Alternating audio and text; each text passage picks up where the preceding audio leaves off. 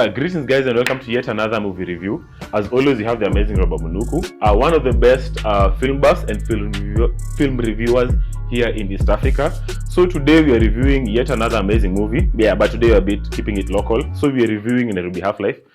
So right off the bat, what did you like the most about Nairobi Half-Life? I liked everything, and what I liked most is the story. I liked the story and the storytelling, because many times in movies and films you find that the screenplay may be a really good story, but the screenplay, when translated into film, which is the visual aspect of storytelling, has to be done right. It has to do justice to the script, and that's where it usually falls short. You have a very good screenplay, a very good story, but told badly. So you could have a good story with poor storytelling. Nairobi Half-Life wasn't that kind of movie. The story was solid and the storytelling was solid, and it was solid because of the casting, and it was also, I would argue, the research behind the execution of the movie. Nice. So do you think, apart from how you say the screenplay, do you think the actors also play a big role in making the film successful? Yes, they do. And that also, now a step before you get the actors on set, you have casting. So again, you have to give props to the casting director, because they got the right actors to play the characters we see in the stories. And I would say the acting was exemplary, especially from the late Maina Olwenya, who again I said earlier on is currently my best Kenyan actor. And everyone else did well. I guess Ineao Jambo also did a good job playing the character of the police officer. Even the main character, Joseph Babu Erimo, did a good job, and also the other supporting characters did an exemplary job. I mean, because for me, I think I came to know about the main Joseph from Nairobi Half-Life, which I think he did such an amazing story, such an amazing job as the cast, And also, do you feel like the movie showcased the the Nairobi culture, or whatever is happening in Nairobi? Because from what I got, it was like this guy is trying to chase the Nairobi dream, from Mashambani. The guy coming to Nairobi and, having to go through all these problems, having to be a thief at some point, having even to risk his life because he was about to get shot. So do you think the movie conveys most of the challenges or the Nairobi culture in some sense?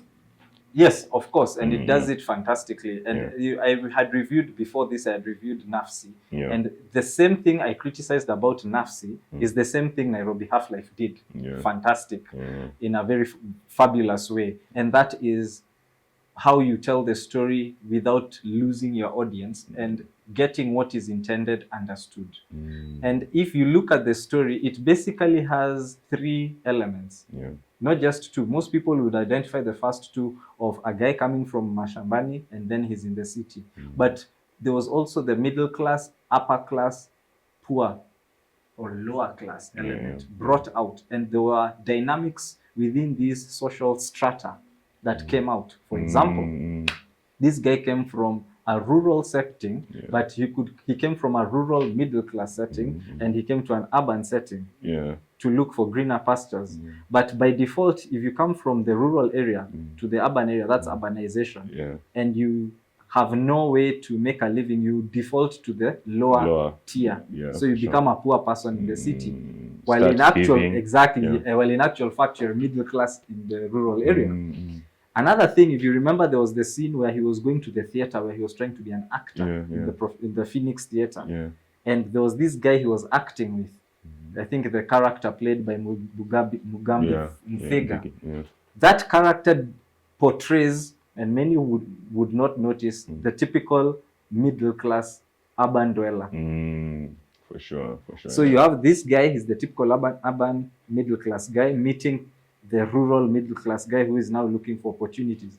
And then when you look now to the work this guy ended up doing as being a criminal, going into the underworld, working in Grogon, Kirinyaga Road, stealing spare parts and selling them. That is now the black market, dark world of the lower tier income dwellers of the city. For sure. And then now you bring other themes like corruption. Now you have the policemen who are now taking advantage of crime to make a living.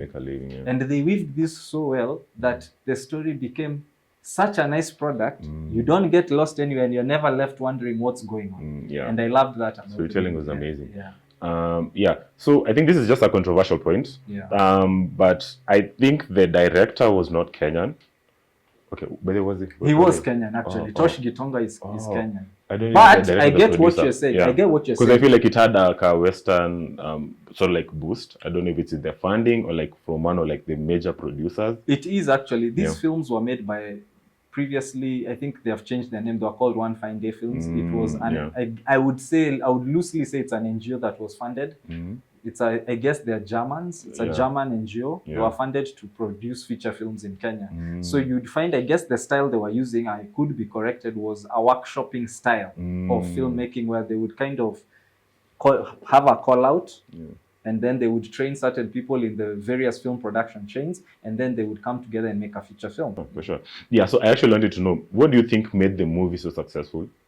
Till date, we're still, having people talk about it. It's what I just described earlier. It was a perfect. It's like it was just these few times where everything in the universe comes in perfectly. Aligned somewhere. A great script, a great director. Tosh Gitonga is a very good director. I respect him for that. A great production team, great actors. So that's a good breakdown. And so I wanted to know, how would you rate the movie on a scale of 1 to 10? I would give Nairobi Half-Life a 7.